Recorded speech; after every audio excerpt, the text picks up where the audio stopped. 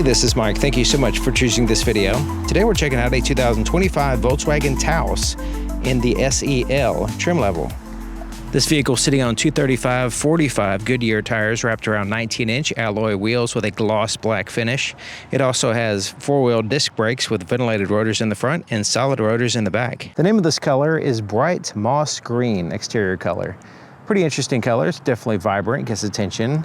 And if you like green, this would be good for St. Patrick's Day for sure, and maybe even Christmas. Add some red bows or something to it.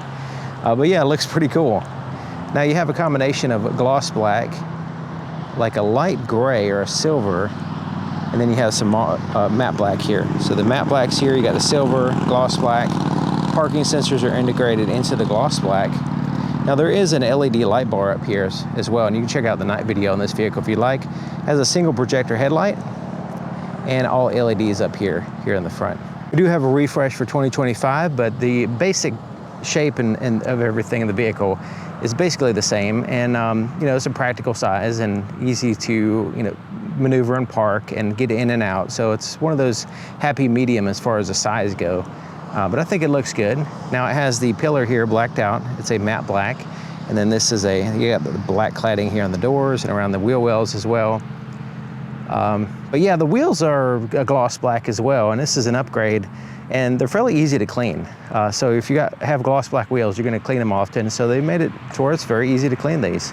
This is what the key looks like, and it's a fairly smooth, rounded key. It's easy to slip in and out of your pocket. We do have remote start, lock, unlock. Now this is just to release the trunk. It doesn't have like a power lift gate or anything, and there's a physical key inside as well. There's a panic button here on the side. It's not really a fancy key or anything, but it is practical and easy to carry around with you, not overly huge or heavy or anything. And this one's designed where it just has a single button to alternate lock and unlock. So it doesn't have a sensor back here. You have to use this button to lock or unlock. There's also a physical key location behind this cover. You take that cover off and you'll be able to access it there. The doors go all the way to the bottom of the vehicle and completely seal up the threshold area. So it has like a seal down here. So when the door is shut, it covers up this whole area, keeping it relatively clean. The inside of the door has some soft touch surfaces here, here, and here. The rest of the door is hard touch. I like the stitching and the light accent here, contrast stitching down here. That's looking pretty nice. This is enclosed, so you can utilize that as a pocket. Has hard plastics though, and the inside. And this is quite large there, so you can put a bottle or an umbrella or whatever. Has like this silver accent here.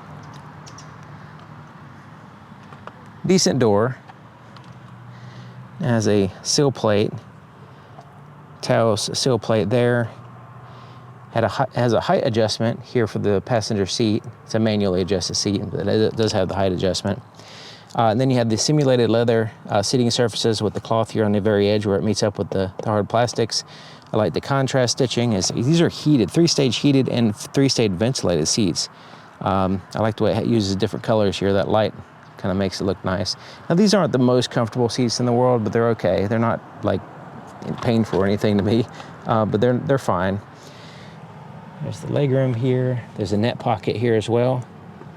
Quick access spot, and also the good thing about net pockets, you can see what's in there. So if you put something in there, it's easy to forget about it if you can't see it. So the fact that you can put something in there and then see it is nice.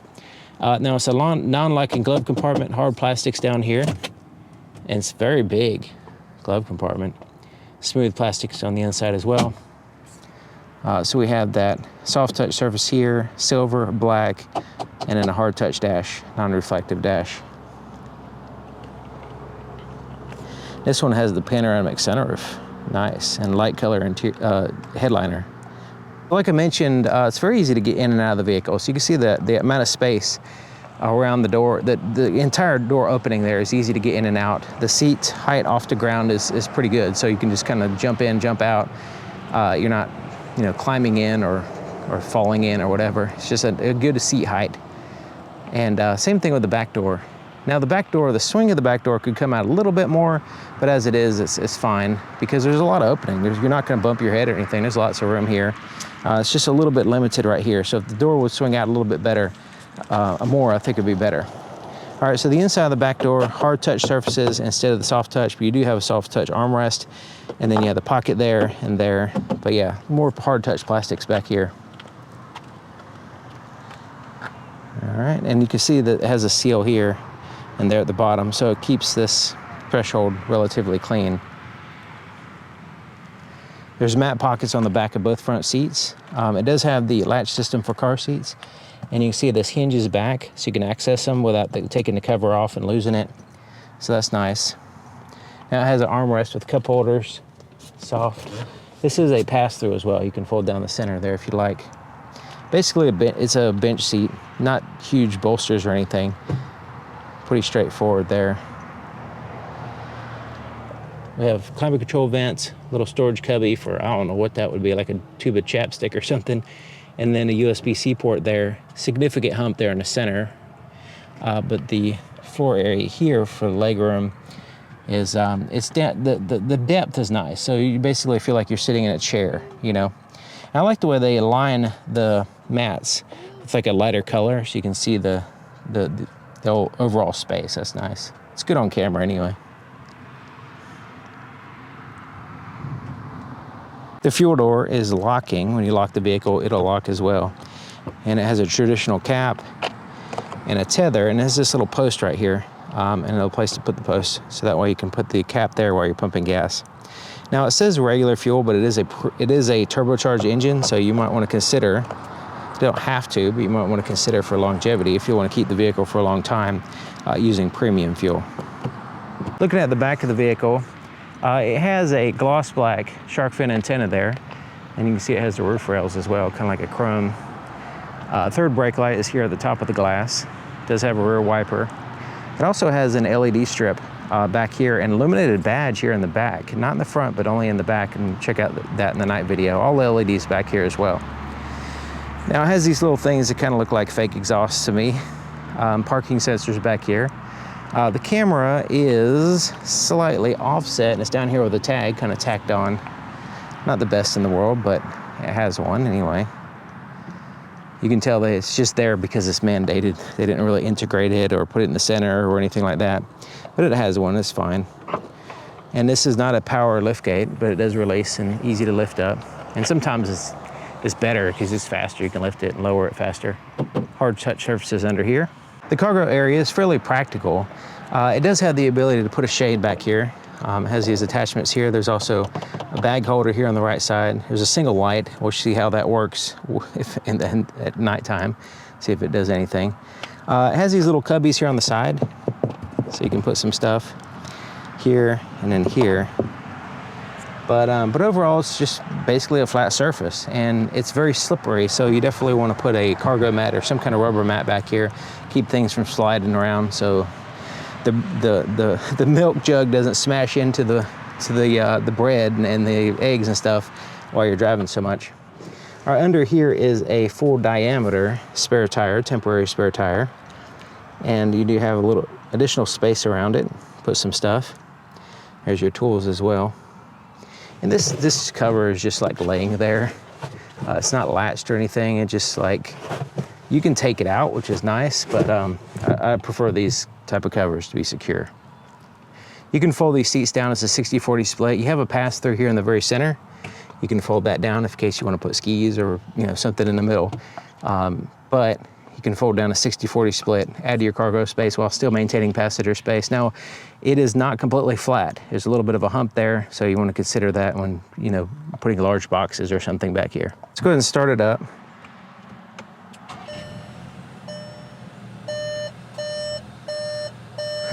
Beeping at me already. Not a good sign. There's the floorboard in front of the driver's seat. The floor mat snaps in place. There's the accelerator, brake pedal, and footrest. Hadn't had any problems with them. Decent amount of room. Let's look under the hood. Now you notice this latch for the hood is covered up when you close the door, so it keeps you from accidentally pulling it, I suppose, while you're driving. To raise the hood, there is a little latch right here in the center, just a little bit to the right of center, right here. It's on the top side here, so you push up on it like that. So this is what you're doing right here. And you can see there's no insulation under the hood. Now it does require a prop to hold this hood up. The hood's got a little weight to it, not bad, but there's the prop here. and it swings up to right where the arrow is pointing. The engine compartment has some insulation there on the back. There's insulation, there's also heat shielding back here because we do have a turbocharged engine, and that's where the turbo is there in the back. The battery is easy to get to here. Air filter is easy to get to. The engine is not covered up with some big plastic cover, which is nice. You can actually see something here. So this is an all-wheel drive vehicle, the 4Motion, but the orientation of the engine is this way, so it's oriented like a front-wheel drive vehicle. There's the front, there's the back, and the transmission is down there. But you can see the intake is here, the exhaust is there, and that's why the turbo is back there with the exhaust. And then once it, the airflow comes back to the intake there. But yeah, it's looks pretty cool. It's fairly full, filled up. Not a lot of empty space here. So this is the all-wheel drive, the 4Motion version, and it is a 4-cylinder engine, 1.5-liter turbo-charged 4-cylinder engine, puts out 174 horsepower and 184 pound-feet of torque, and it's mated to an 8-speed automatic transmission instead of the dual-clutch transmission from previous years. It does have the blind spot detection system, rear cross traffic alert. The indicator is here on the side mirror. It illuminates when there's a vehicle in your blind spot. Now the driver's side door is just like the other side, except for it has a few more buttons. So we have the door lock controls here, the ability to lock out the windows, and the windows are one touch up and down, non-laminated glass, so it's one touch up and down, pretty straightforward, and they go pretty fast. And the back windows are tinted, so they have that privacy glass, but they don't go all the way down. You can see this a little bit, almost all the way down, but they are going fast, and they're automatic one touch up and down. So the side mirrors are adjusted here. You just pick a side and adjust it like a little joystick there. There are heated side mirrors as well. So the driver's seat, instead of being a manual seat, is powered, and we have a two-way lumbar adjustment. So you can raise and lower it here, tilt the back, and then a two-way lumbar adjustment here. And like I said, these aren't the most comfortable seats in the world, but they're not specifically uncomfortable. They're just kind of normal. Yeah, they're okay. You know, I wouldn't want to take a long trip in them, but you know, they could definitely be improved, but they're not bad. Now the headlight switch is here. So it has off, automatic, parking, and headlights there. Tilt and telescoping steering column, and there's the lever for that as well. Now me personally, I prefer the tilt to go a little bit further down. So as I'm driving, I'm like, well, I want it to go down. You know, it's just a little bit limited on its height, the tilt here. The telescoping is fine, but it's just the tilt, I wish it went down just slightly. I'm sitting in the driver's seat and have the driver's seat all the way down and all the way back to give you an idea of the potential legroom here. So there's plenty of room, really. I mean, me personally, I would pull it up a little bit. And I'm 6 feet tall, so if you're a little bit over 6 feet tall, you should be fine. The footrest is good. The overall leg room is fine. And I hadn't had any problems with like resting my leg on this hard plastic or anything. So that's been a problem. Then, because this is kind of low right here, so it kind of dips down and, you know, allows me a little bit of space. Definitely more space on this side. But yeah, it's fine. So yeah, I would say, you know, 6'3", 6'4", you probably have no problem.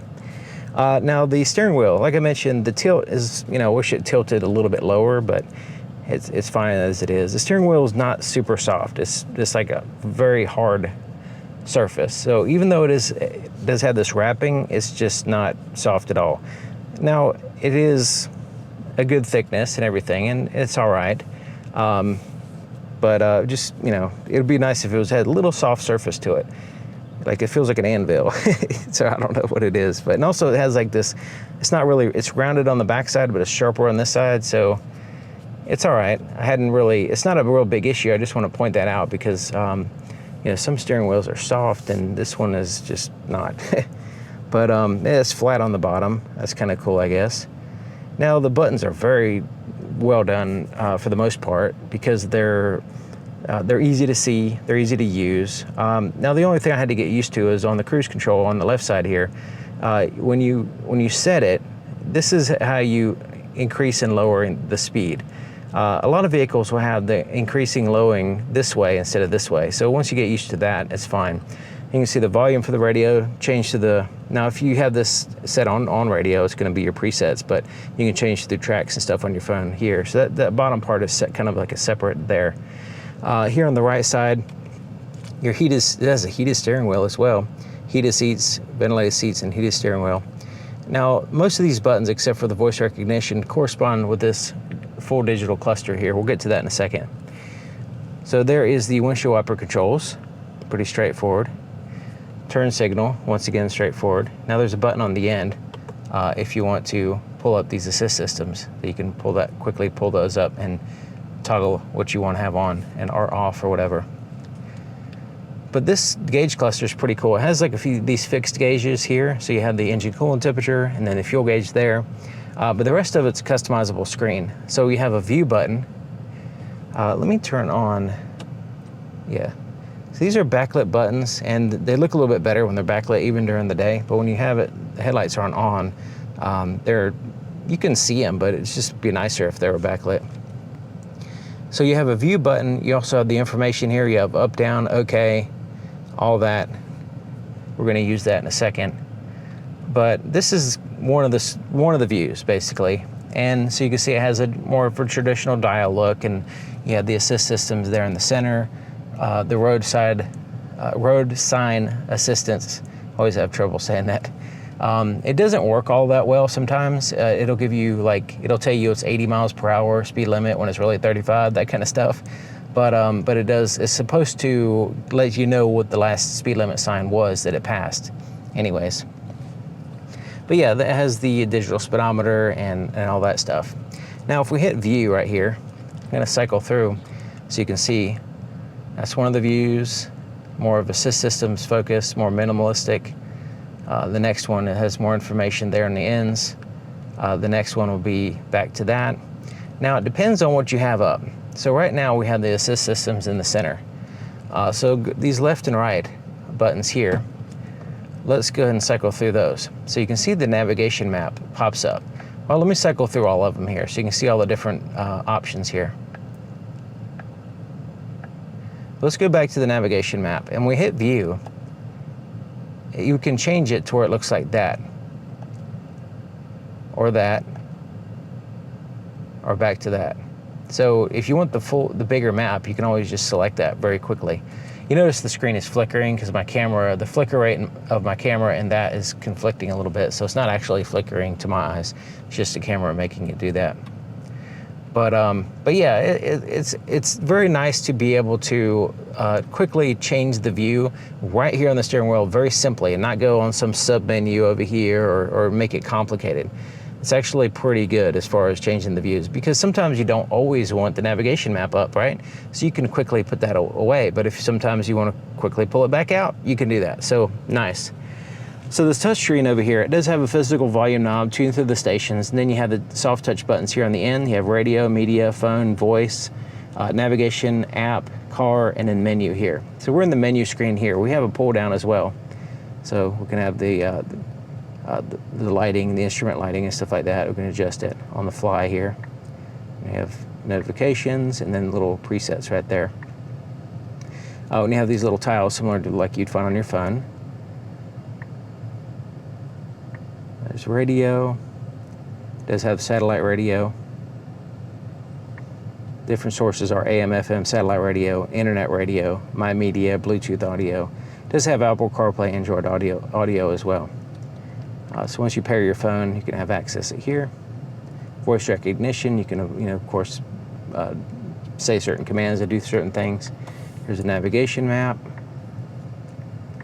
It's kind of retro looking, not like super advanced, but it's fine. It looks good, and I like the way the text kind of scales so you can see it better.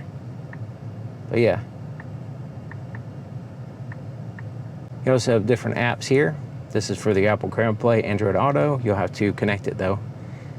Car information here, and your vehicle status, tire pressure monitoring. Under menu, you'll be basically everything here. You have vehicle settings, you have sound settings, your navigation. You can quickly go to everything. And there's your settings here. You can scroll through that, change what you want. Even has a configuration wizard, that's nice. All right, so we have the four-way flashers there, and the climate control is down here. This is where you'll find the heated and cooled seats as well, 3-stage, by the way. And when you hit this menu button, it pulls it up here on the screen. So you can have you can sync the driver and passenger temperatures, that kind of stuff.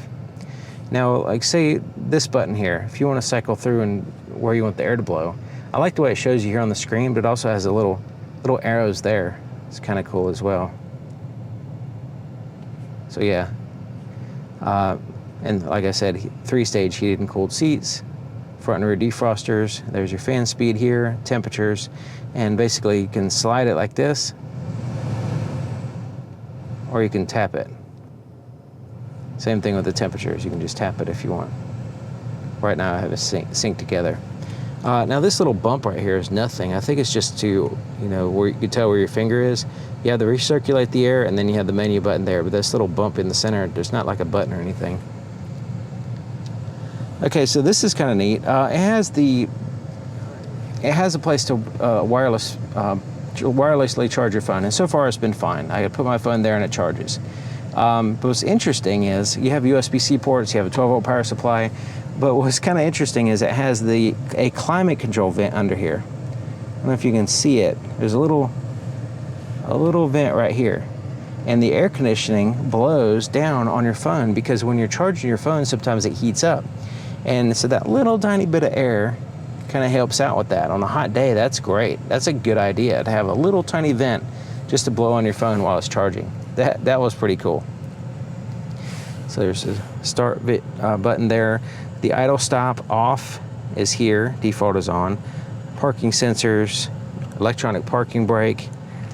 The shifter is pretty straightforward. There's your reverse. Backup cameras, okay, mediocre I guess. Does have active guidelines and stuff, but you know, it's a little retro looking. Neutral, drive, and then you have a sport mode where you can ratchet shift it, change the gears. Now if you have it in drive like that and you pull down on it, that's when it goes into sport mode.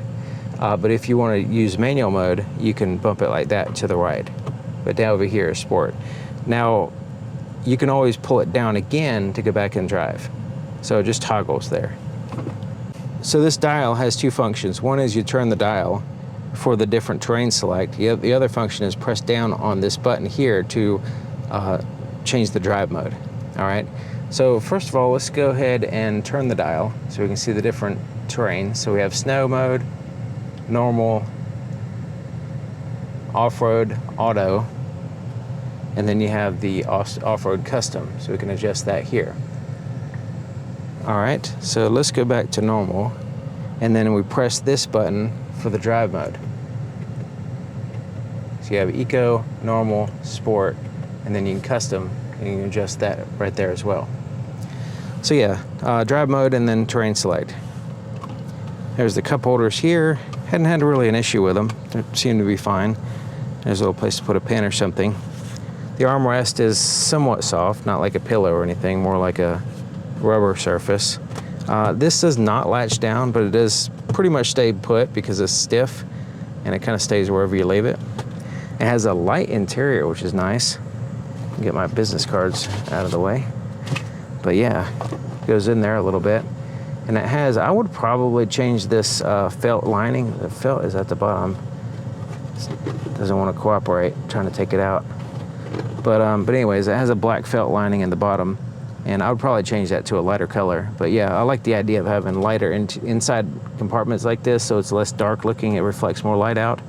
But yeah, that's pretty cool. It's not very large, and there's no light in there, and there's no connectivity or anything, but it's a place to put some junk, like my business cards. The rearview mirror is an auto-dim rearview mirror. You can see it's auto-dimming right now because I have the shade over the light sensor, which is located back here. Okay, so up here we have these individual tap lights here. We can turn on the rear, the interior lights in the rear. You can have those turn on or off here. So let's say you had a kid, sleeping in the car seat or whatever. You can have that off if you want to. You can also have all the interior lights just not turn on with the door by deselecting that. This is for the shade for the sunroof. This is for the sunroof itself. There's some emergency buttons there, roadside assistance, that kind of stuff. We'll get to the sunroof in a second. The visor is not all that great because, for one thing, it is hard to pull out. Like, pull that out, it's like not easy. It's really hard on there, and you gotta really pull on it to get it to come out, okay? So I don't really care for that while I'm driving, messing with that. I do like the fact that it is vinyl. The other factor is it's not very big because we have a large windshield and this is kind of too small. So when the sun is low in the sky, it's not adequate. Another thing is, and pull that out again, it slides out here and then it doesn't get good coverage here on the side either. So, so yeah, definitely needs some improvement there, especially this thing that just like, it's like stuck in there. I don't know if you can tell, it's like really hard to, it's just a pain. And you can do it, it's just a pain. And it's something that you need to do while you're driving, right? So it's just unnecessary to have it that stiff. Now it does have a little clip there, a mirror with a light. But yeah, that can be improved. But I do like the fact that it is vinyl and not cloth like the headliner. Headliner is a cloth material. Okay, so the sunroof. Panoramic, completely glass roof. I mean, it's just huge. The back portion is fixed. The front portion moves. Let's go ahead and vent that. Or let's go ahead and move it back. See how far it goes open. All right, let's pull it. Let's do. Okay, so yeah, one more press, it goes back further. All right, so that's wide open space there.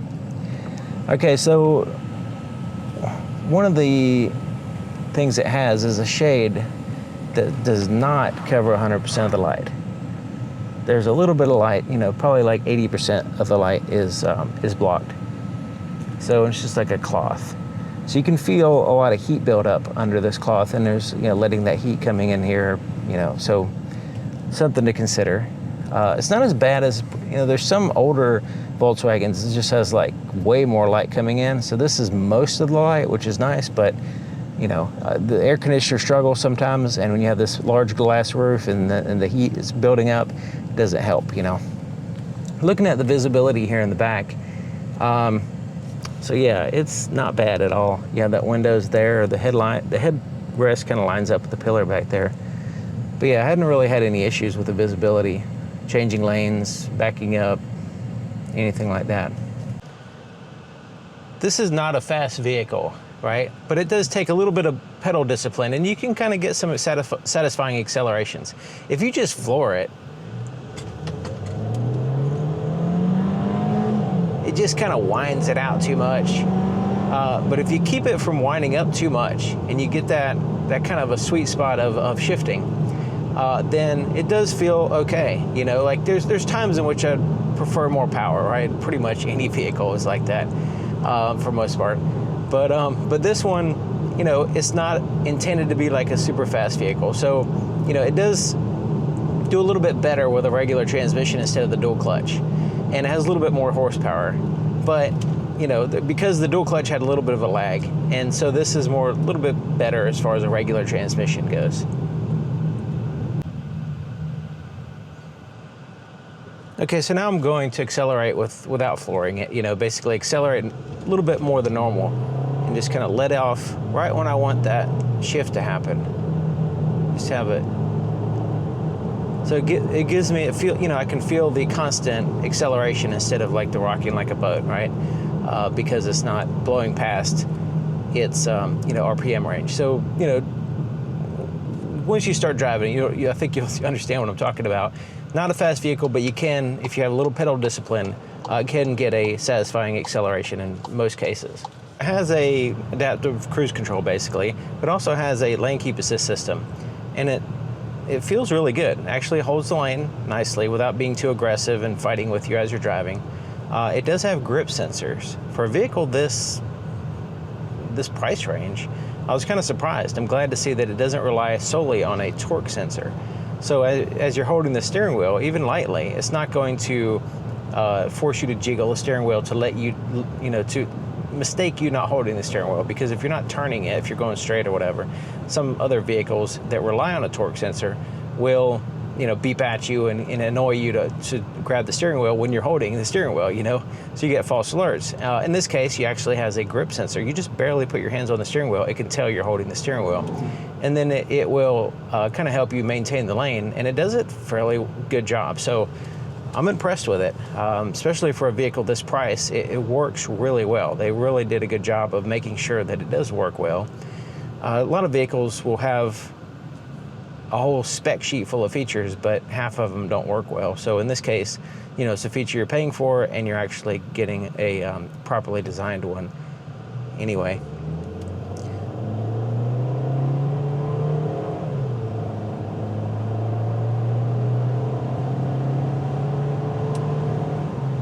So yeah, once you get that acceleration going, at, in a normal rate, it feels pretty good. And if you look at the spec sheet and everything, and you look at the 0 to 60 times, it's some people have issues with speed. Like they want a fast vehicle, right? But this is not really intended to be that. It's more of a practical vehicle, and getting good fuel economy. So it's pretty strong as far as that goes. 28 average, 33 on the highway. And the capability that you have with this vehicle is great. As far as passengers getting in and out, there's lots of room. The seats could be a little bit more comfortable, but they're not bad. It's not. I personally wouldn't want to take it for like a super long trip. 10 hours in the car or something. The seat might be a problem, but just normal commutes and stuff. I hadn't had any problem with that. The back seat room is fine. Great cargo area with the lift gate and everything. Just put some kind of cargo mat back there because things can tend to slide around. So you want to get some kind of management for that. But yeah, in this price range, I think they did a good job overall. The spaciousness, the fuel economy, the technology that it has, it actually is working fine.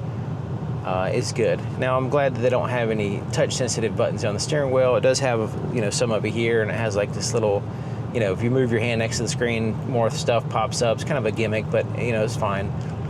And but yeah, overall, I think it's a, with heated and cooled seats and stuff. Like this trim has quite a bit of features. Upgraded its features, and I like the color. It kind of stands out, gets your attention.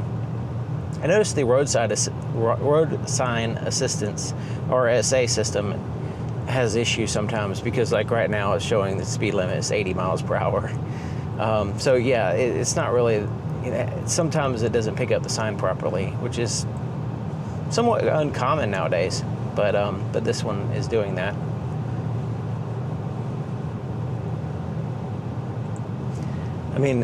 Panoramic sunroof. There's a lot of positives, like there's a lot of upgrade features for this price range. Panoramic sunroof, the safety features, the systems that it does have, like the lane keep assist system, and the navigation that you can view here on the screen. You have the different views here, and let's go to the navigation, so we can get the full navigation map right there on the dash. The digital cockpit, I think is what they call it. And you can go through and have different views, or different information. Then you can change the views as well. Very simple, and it's easy to do while you're driving. You just press a button and you can switch to the view. If you need, let's say you have a destination set and you want to go ahead and switch to the navigation screen, you can quickly do it by pressing a button. It's not complex. It's not like you're going in any kind of sub-menu or anything. Some of the features on the screen, which isn't just this vehicle, so like say changing the radio station on satellite radio, you kind of have to get it set up with presets to make it easier, because it's a little bit of a pain if you just want to go to, say, let's say you're on channel 8 and you want to go to channel 9, right? It's just there's not the easiest way to do it. It's better to just have presets, and that way you can cycle through the presets here on the steering wheel. Getting it set up, a little bit of preparation basically before you start driving makes it a little bit easier, so you don't have to fiddle with this. But yeah, I enjoy driving this vehicle. It's more on the practical side. It's not for the enthusiast necessarily, but yeah, I would definitely take it for a test drive to see if it's right for you. I think most people would be satisfied with it.